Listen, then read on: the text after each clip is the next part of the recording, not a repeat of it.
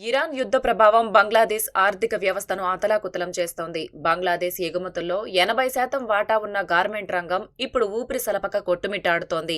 Gas, diesel కొరత వల్ల విద్యుత్ కోతలు పెరిగిపోయాయి. దీంతో ఫ్యాక్టరీల ఉత్పత్తి 30 నుంచి 40% పడిపోయింది. మరోవైపు ప్యాకేజింగ్ మెటీరియల్స్, దారాల ధరలు 40% వరకు పెరిగాయి. ప్రపంచంలో చైనా తర్వాత బంగ్లాదేశ్ రెండో అతిపెద్ద గార్మెంట్ ఎగుమతిదారుగా ఉంది. ఈ రంగంలో ఏటా $39 బిలియన్ ఆర్జిస్తోంది. 40 లక్షల మంది కార్మికులకు ఉపాధి కల్పిస్తున్న గార్మెంట్ రంగంలో వ్యాపార ఖర్చులు 40% పెరిగాయి. యూరోప్, అమెరికా నుంచి వచ్చే ఆర్డర్లు తగ్గిపోతున్నాయి. తమకు రావాల్సిన వ్యాపారం భారత్, వియత్నాం, కంబోడియా దేశాలకు తరలిపోయే ప్రమాదం ఉందని బంగ్లాదేశ్ వ్యాపారులు అంటున్నారు.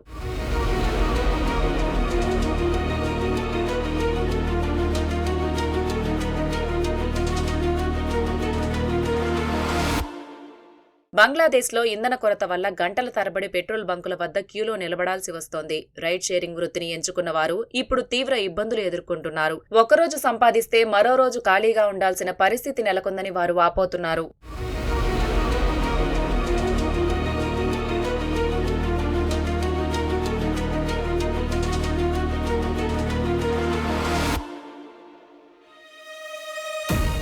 అంతర్జాతీయ ఆర్థిక సంస్థలు సైతం బంగ్లాదేశ్ను హెచ్చరిస్తున్నాయి. ఏషియన్ డెవలప్మెంట్ బ్యాంక్ ఏడీబీ 2026లో బంగ్లాదేశ్ వృద్ధి రేటు 4.7% పడిపోతుందని, ద్రవ్యోల్బణం 5.2% చేరుతుందని అంచనా వేసింది. బంగ్లాదేశ్ జీడీపీ వృద్ధి రేటు 3.9%కే పరిమితం కావచ్చని వరల్డ్ బ్యాంక్ పేర్కొంది. యుద్ధం కారణంగా ఇంధన సరఫరాలో అంతరాయాలతో ఎల్ఎన్జీ సబ్సిడీల కోసం బంగ్లాదేశ్ అదనంగా $107 కోట్ల ఖర్చు చేయాల్సి వస్తోంది. ప్రభుత్వం పరిస్థితిని చక్కదిద్దేందుకు ఇంధన రేషనింగ్, షాపింగ్ మాల్స్ పనివేళల తగ్గింపు వంటి పొదుపు చర్యలు చేపట్టింది. సహాయం కోసం పొరుగు దేశం భారత్ను కూడా ఆశ్రయించింది. ఇరాన్ యుద్ధం త్వరగా ముగియకపోతే 17 కోట్ల జనాభా ఉన్న బంగ్లాదేశ్ భారీ ఆర్థిక సంక్షోభంలో చిక్కుకోవడం ఖాయంగా కనిపిస్తోంది.